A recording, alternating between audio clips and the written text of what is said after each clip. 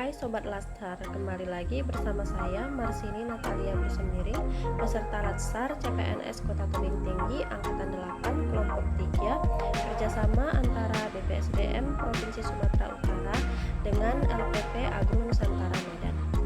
Kali ini kita akan membahas tentang anti korupsi. Jadi sebelum kita membahas anti korupsi, kita harus tahu dulu apa pengertian korupsi, dampak, tindak pidana korupsi, komitmen anti, sehingga kita dapat semakin jauh dari korupsi. Yang pertama, pengertian dari korupsi. Korupsi berasal dari kata corruption, corruptus, corruper, yang berasal dari bahasa Latin. Korupsi itu artinya busuk, palsu, dan rusak.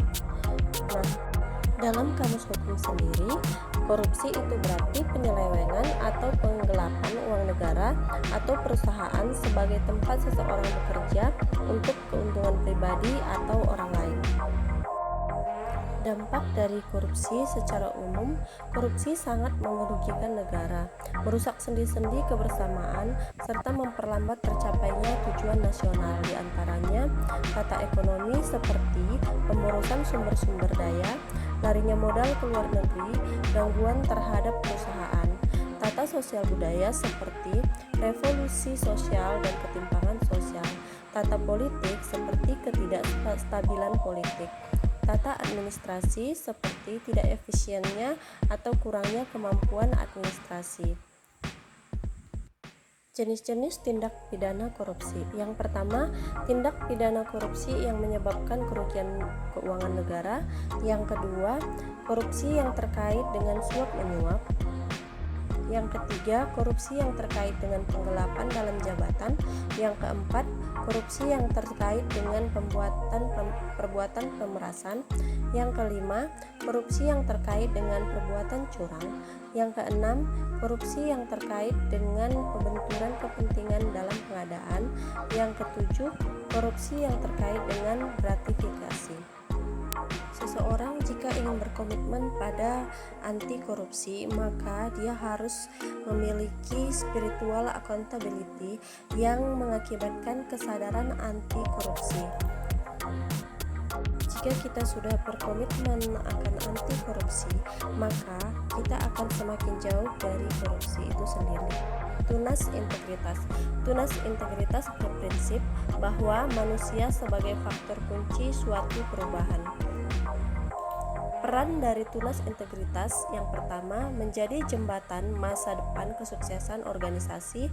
Mereka menjadi kumpulan orang yang selalu terdepan. Yang kedua, membangun sistem integrasi, berpartisipasi aktif dalam pembangunan. Dan yang terakhir, mempengaruhi orang lain khususnya mitra kerja untuk berintegritas tinggi. Yang selanjutnya, nilai-nilai dasar anti korupsi. Ada 9 nilai dasar anti korupsi. Yang pertama, jujur, peduli, mandiri, disiplin, tanggung jawab, kerja keras, sederhana, berani, dan adil.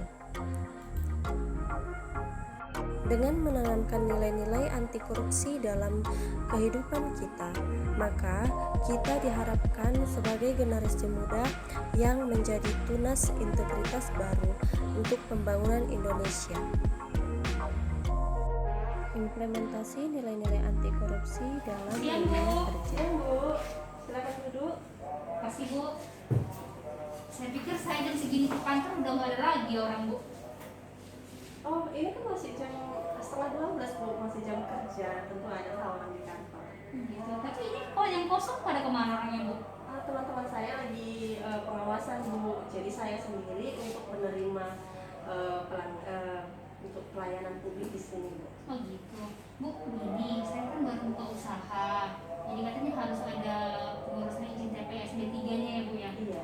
Saya udah lengkapin nih Bu berkas-berkasnya. Oh iya. Kalau Ibu periksa dulu Bu.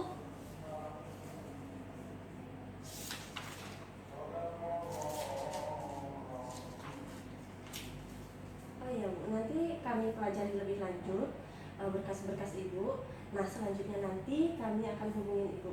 Di sini nggak ada nomor kontak Ibu kan? Udah Bu, udah lengkap kontaknya. Agak cepat ya Bu pengurusan izinnya, soalnya usahanya biar bisa segera dibuka Bu. Dibantu ya Bu ya. Maaf Bu, pengurusan izin ini gratis. Tapi biar cepat aja Bu, nggak apa-apa Bu. Gini Bu, kalau misalnya syarat-syaratnya nanti sudah Ibu penuhi, semuanya akan tetap cepat kami kerjakan Bu. Jadi tidak ada yang kami beda-bedakan. Oh gitu. Tapi tolong segera